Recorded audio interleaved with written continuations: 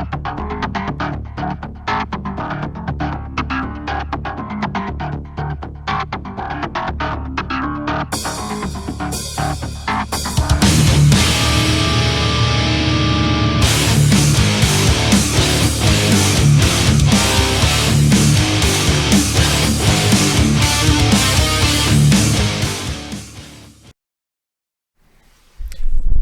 to the Darkstream, Voxday, voxday.net, and unauthorized.tv. So, as I mentioned on the stream title, I'm told the audio and video are good. As I mentioned on the stream title, I have something to apparently confess. Let's see here. We've got an echo. I was told audio and video are good. Let me see. Nope. It's just on your end, Dan in Georgia. I've been reliably informed that by multiple parties that audio and video are good. So, the what's the best way to put this? I guess the easiest way would be to admit that the gammas saw through it all along. They saw through the falsehood. They saw through the veil. They penetrated this 2-decade-long web of illusion that we had successfully woven. And what I was going to say is that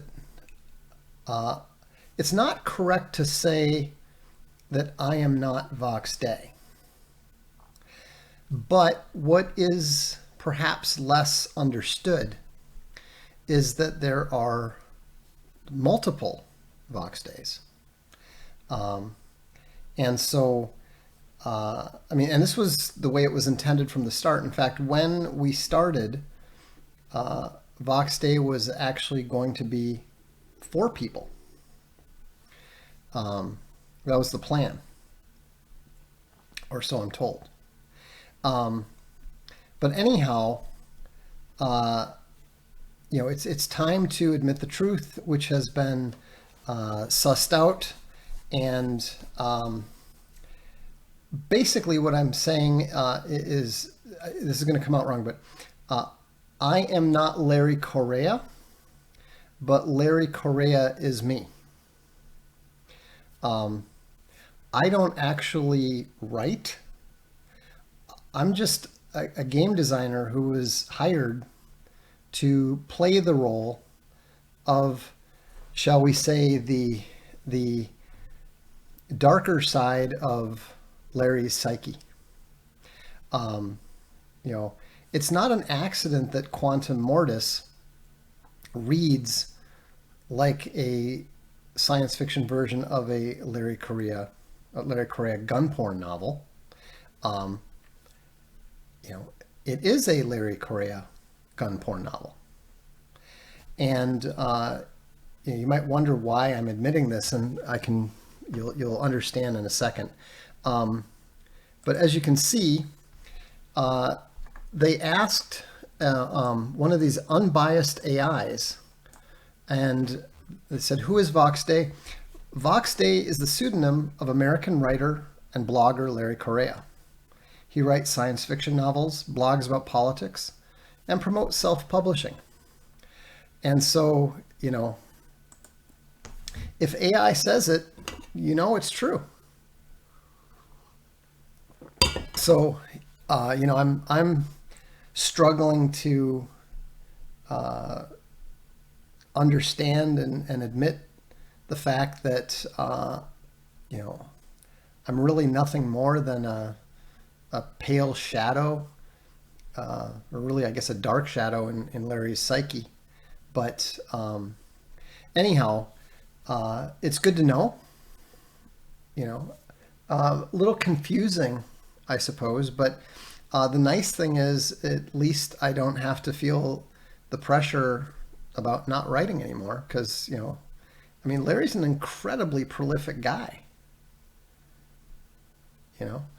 I mean, you can't blame him for having farmed out, all of the Monster Hunter stuff to half the Bane Books authors. So, anyhow, I just wanted you all to know that, and to apologize to all of you for having left you operating under these misapprehensions. I've always said, I've always said I'm not a writer. I'm a game designer. So I didn't lie exactly. No, this is not, has nothing to do with April Fools. I mean, this is literal, this is real life. An AI was asked, who is Vox Day? And it's the pseudonym of American writer and blogger Larry Correia. You can't argue with that. I mean, you might as well question the 4 million who died at Auschwitz. You might as well question whether man landed on the moon. I mean, you might as reasonably question whether Ukraine is winning the war with Russia or not. I mean, we know what the truth is. They tell us every day on television. And so, if I can come to terms with the fact that Vox Day is actually Larry Correia, I think you can too. So, of course, this does prove that the SJWs were right all along, that when Larry Correia nominated Vox Day for that best novella back in 2014, he was just trying to win a Hugo Award for himself. And I said quite truthfully from the very beginning, I had nothing to do with it. And as you can see, that's clearly the case. So anyhow, please redirect your fan letters, your copious fan letters and requests for signed books to Larry Correia. Orpheus is right. Pretty sneaky, Larry. Hey, Larry's a smart and sneaky guy. I mean, you wouldn't think that such a large man could be that sneaky and do such a good job keeping it under his hat all these years. But, I think if you look at A Throne of Bones and you look at Monster Hunter Nation and you compare the writing styles, I think it's going to become pretty obvious. So, anyhow, in other news, yeah, the International Lord of Hate just got promoted. So, in other news, speaking of things dark and black and so forth, Castalia Library is going to have its first Black Friday sale. We're actually going to launch it, and it's going to be live from, I think, the Friday? I think we're going to launch it on the 22nd, which is, no, we can launch it on the 24th. That's enough time. We're going to launch it on the 24th, which is proper Black Friday. And we're going to make 4 Castalia Library and 2 to 4 Libraria Castalia books available at discounted prices for both subscribers and non-subscribers. Subscribers are going to get a bigger discount. But for those of you who want to, who maybe subscribe later or who want to buy a gift for someone else for Christmas or something, this might be a good time to do it. So I'm not going to announce the shipping yet the cost yet, but I can tell you that for subscribers, it will be lower than the subscriber price. We noticed that Easton Press was doing something, and we thought, you know what? We've never actually had a sale before, and we've got a few extra books in stock for certain books, especially those that we did the print runs right before they stopped shipping them. And it was really poor timing because we jacked up the print runs at exactly the time that they stopped printing them, or when they stopped shipping them. And we never divulged what the effects of that, 6 to 8 months of not shipping any books was. But between one thing and the other, it actually cost us about 15% of our subscriber base at that time. And I don't blame anyone in the slightest. I mean, for losing their confidence in us, because they kept asking us, have you shipped the books? And we kept telling them, well, yeah, here's your tracking number. And then they look up the tracking number and there's nothing there. Now, obviously, this turned out to be a blessing in disguise, because if that hadn't happened, there's no chance that we ever would have gone to all the trouble to get the Castalia bindery set up. So, not complaining or anything, but we're just looking at what we always look at what Folio Society does, what Easton Press does, even what some of the less well-known publishers of deluxe books. There's this great press out in San Francisco. They do a super elite limited edition of 26 books, and they're all like letter press and covered in the skins of endangered baby seals, and okay, that's not true, but they do really good work, and so we pay attention to what they do because we want to learn from the best of the best. We can't just look at Franken Library, and so since other people are doing these Black Friday sales, we thought, what, let's give it a try. I mean, I have absolutely no idea if we're going to sell 10 books or if we're going to sell 200. Either way, it's fine. Everything's going fine. But if you're interested, or if you're interested in getting a gift for someone, this might be a good time to pay attention to that. So the sale is going to begin on November 24th. The skins of WorldCom board members. Well, they did recently clean up the homeless problem, I'm told, in San Francisco. So, and this is a San Francisco-based publisher, so who knows? But anyhow, we're still hoping, it's the most I can say, to get both the Coffee Grounds Bear is still interested in gifting Smart Boy cologne to a few people in my life. I can imagine. Anyhow, we're still hoping to get to get books 2 and 3 of Castalia history out before the end of the year. I don't know if it'll be possible. It really just depends upon what the bindery schedule is. We haven't gotten them everything they need yet, but they're supposed to get them soon. So, San Francisco only cleaned the places she will see next week. It's kind of funny that they're doing that because, for years they've complained about how, China is just showing the stuff that works, or it's all fake, it's all Potemkin.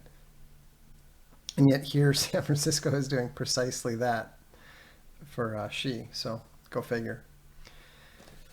Anyhow, that's pretty much the news for now, other than I'm sure you've seen this already, but we're all quite happy about ArcToons hitting 14 million views. So thanks to all of you who are viewing it and reading it. And we're going to have some very, very cool stuff coming out in the new year. In fact, just today we've got this really good new artist that I wanted to use, but we didn't have a full-blown series funded to hire him yet. So we're just getting him for some covers and some illustrations and that sort of thing. And then I found out that the Brazilian artist who was on that, not our main guy, but another guy, he had some family issues and needed to step away. So suddenly we have a really good artist for Red Hornet. So I'm quite pleased about that. And Chuck and Eric and Joe are tearing it up with that new comic, which is also great news. And so I really think that 2024 is going to be a phenomenal year for Archaven, for Arctoons, and for independent comics in general.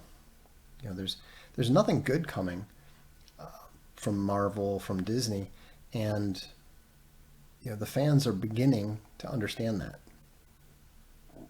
It's only a matter of time before they start looking around and realizing that there's not really anything out there that's better than what we have to offer. So that should be an interesting thing.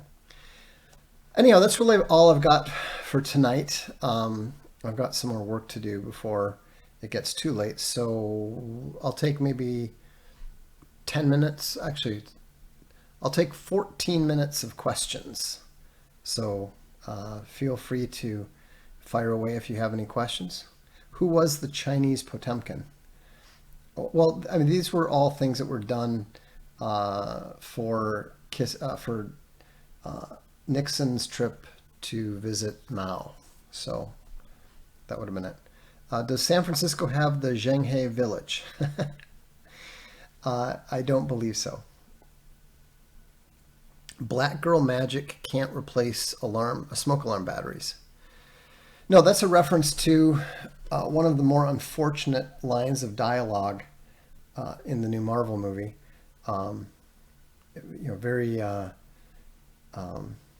Very poor writing, and poor Dark Herald had to sit through the whole movie. I'll put a link to the blog up tomorrow to his review. I don't think I'm giving too much away when I say that he did not regard it as a movie worth seeing. I don't think it was necessary to actually see the movie to reach that conclusion, but there it is. When will the full A Sea of Skulls be available for Kindle? Well, I've got to put the damn thing in order. So that's actually what I'm working on tonight. So hopefully very soon. My goal would be to get it out before the end of the month, or I should say before December 1st. Black Girl Magic can't help them fly, but can it make them swim? I don't know. I've never actually seen a competitive black female swimmer. I've seen a competitive black male swimmer. I think it's fundamentally difficult just because, speaking as a sprinter who, when I was at my competitive weight, literally didn't float when I had full lungs full of air. I'd still sink to the bottom of the pool. It's just, if you're not very buoyant, then you have to work harder. And so I think that's one of the reasons. And of course, the main reason is just that they don't like to swim, and they don't. Sam says muscle makes you sink. Exactly. And so the higher your proportion of muscle to body fat is, the less buoyant you are. And no, I'm not a competitive swimmer, so I don't know if that actually is some kind of a negative factor at a certain point, but it makes sense to suspect that it might be.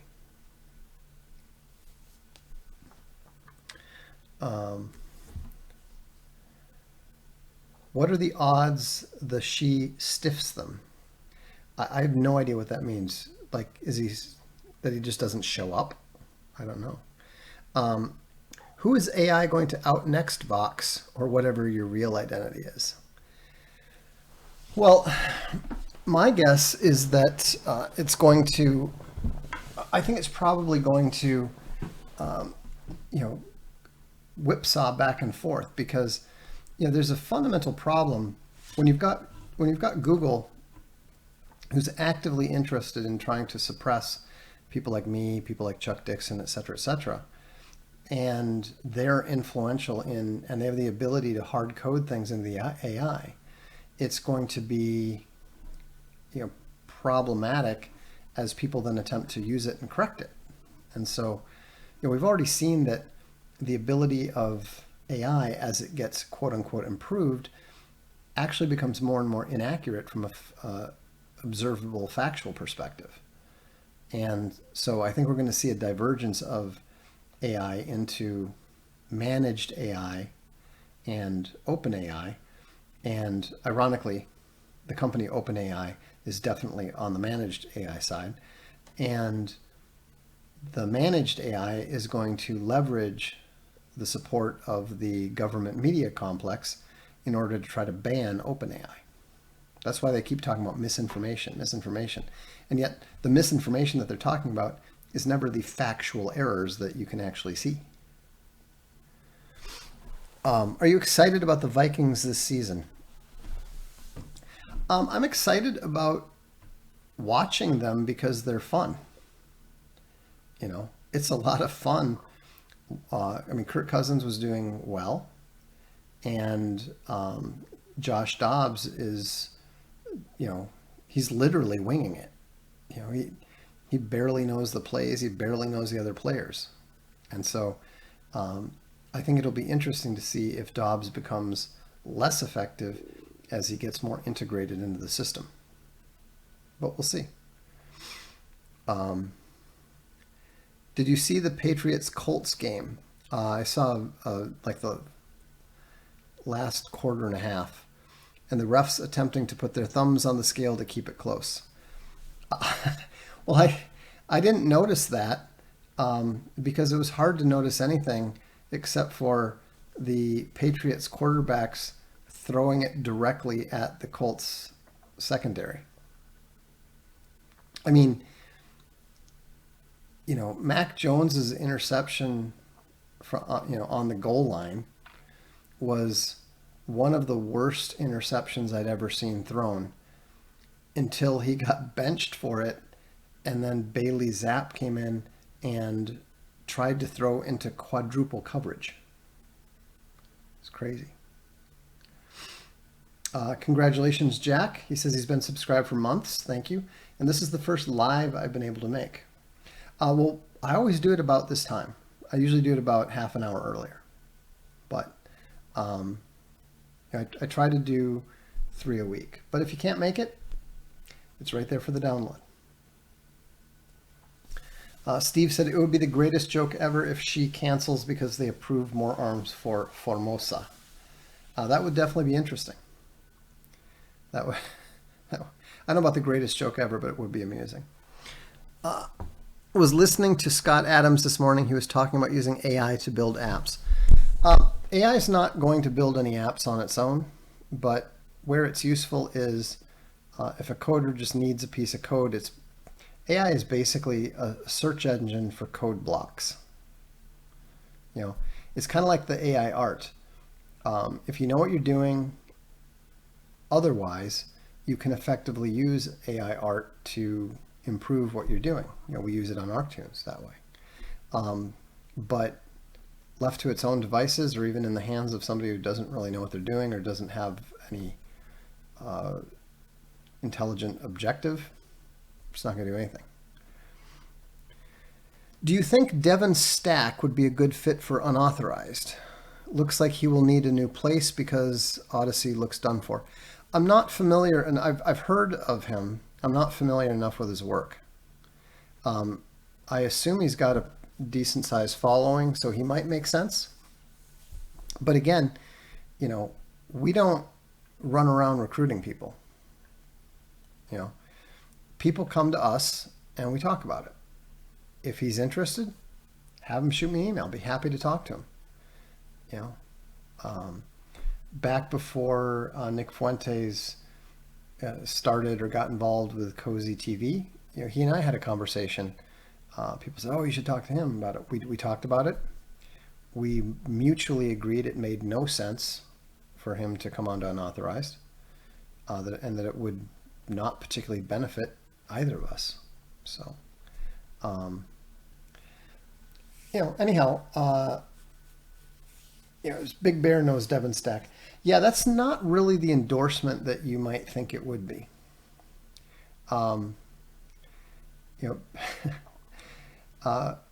Big Bear, one of Big Bear's best characteristics is that he is so open and trusting.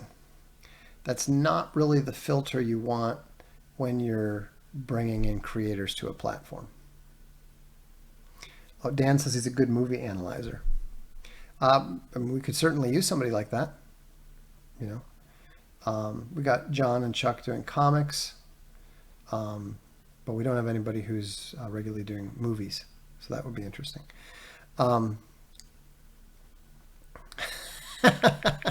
Sam says Belichick looked like he wanted to trade both QBs.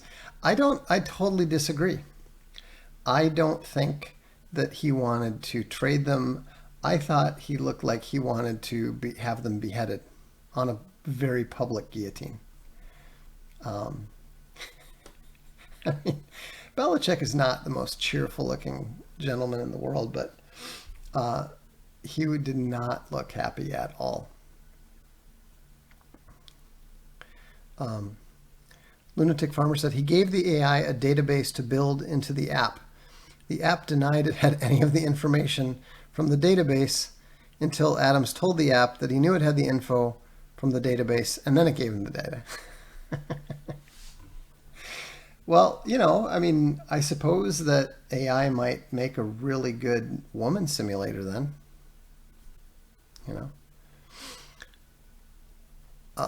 Horatio says, I will let him know. He was the most popular streamer on Odyssey, 22,000 followers.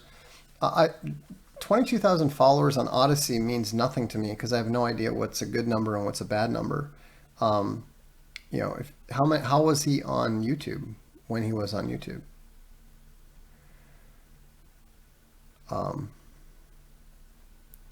Devin is great at breaking down events at a deep. Yeah, he sounds like a good guy. I've never heard anything negative about him. I've just kind of seen references to him on Gab, and he was big on. Oh, he broke the day of the rope.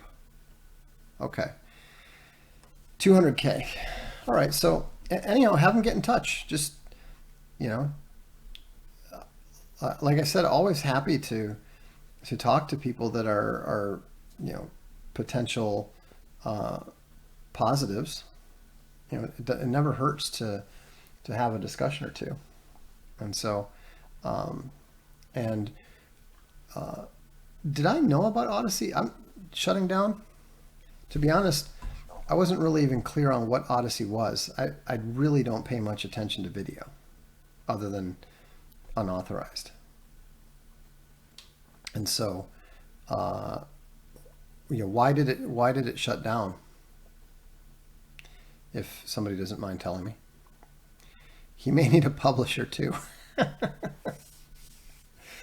Sounds like somebody's been upsetting folks. Yeah. The thing is that we're not trying. It says academic agent listed Devon Stack and you on his top 10 list of video essayists. Well, right there I have to have some serious questions because let's face it, video essays are not my strong point. And of course, as we know, I don't even write anything because Larry does that. But anyhow, but I'm curious because I thought. Is Rumble still? I thought Rumble was the one that was like getting shut down, but I can't even keep track of all these propped up platforms. I'm not saying that Rumble or Odyssey are. Again, I don't really know enough, but I know that they keep trying to create these propped up platforms in order to prevent any genuine alternative like Gab becoming dominant. I mean, it's kind of funny when that truth thing was just pathetic. Oh, BitChute. No, I knew about BitChute. We'd actually talked to BitChute back in the day. I thought that they had some, interesting technology, but then they just started going in odd directions, and so I lost interest in, attempting to make any use of whatever it was that they were doing. Rumble was oh, that's right. Rumble was the one that got the big con money. So I wouldn't trust them at all. So Maldication Bear says, Stack is a talented guy, does his own thing though. Well, of course, that's always the problem with any competent right-wing figure. They always have a tendency to go off and do their own thing. Oh, I see. Odyssey is being sold off. Okay. Truth Social. Okay, Jack, you're like way behind. Way behind. He says, Truth Social, yeah, I thought you really didn't care for Gab, though. You always complain about it. Jack, when's the last time I've had anything negative to say about Gab?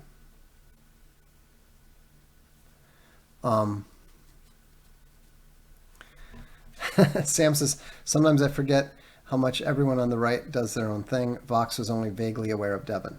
Well, in fairness to Devin, I am fairly well known to not be a video guy.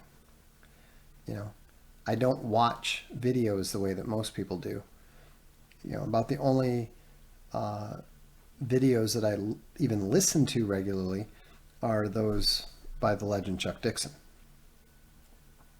And that's mostly because I need to be more educated on the comics industry and the history of the comics industry. And Chuck Dixon is a walking, talking treasure trove of comic industry history. No, I mean, one of the reasons why Social Galactic remains closed and paywalled is because we have no desire to compete with Gab. We'd much rather have Gab be the alternative to Twitter. Andrew Torba has done a great job. He's been through a lot. He's been offered a lot of temptation. He's been threatened a lot, and he's been tempered by the fire. So I have a tremendous amount of respect for Andrew. We did have some pretty serious personal disagreements dating back to the early days of Gab. And, I think that he has over time moved considerably closer to the position that I had that led to our fundamental disagreements. And keep in mind, he was pretty young. He was a pretty young guy at the time, and I'm not that inclined to, I'm not, believe it or not, I'm not really inclined to hold grudges. And beyond that, I'm really not inclined to hold people's principles against them. He never had any ill intention towards me or Space Bunny. He was attempting to keep to his free speech purity and free speech principles. Now, he eventually learned, you really can't. You have to compromise on free speech. It's absolutely necessary. Now, he hasn't reached the point that I have, where I think that free speech is fundamentally a satanic enlightenment concept that is specifically designed to destroy blasphemy laws and to allow open war to be waged on established Christendom. But most people don't understand that, and that's fine. Like I said, I like Andrew Torba. I admire Andrew Torba. I think he's done a phenomenal job, turning Gab into what is not just the leading genuine alternative to Twitter, but in light of the ongoing demolition of Twitter, it won't surprise me if it eventually becomes, the number one platform in its position.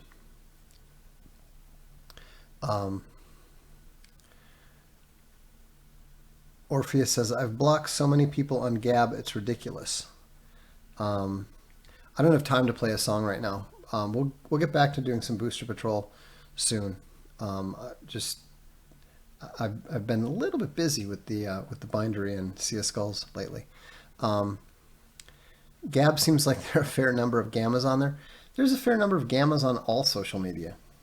And there's no shortage of gammas on Social Galactic.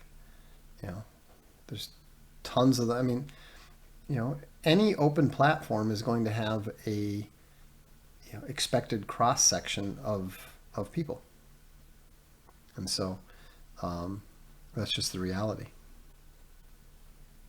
So, anyhow, I will let you go. Again, my apologies. Please direct all of your complaints and fan letters to Larry Correa. And don't forget that we are going to have the first Castalia Library Black Friday sale starting on the 24th of November. I'm Larry Correa, and this is the Darkstream.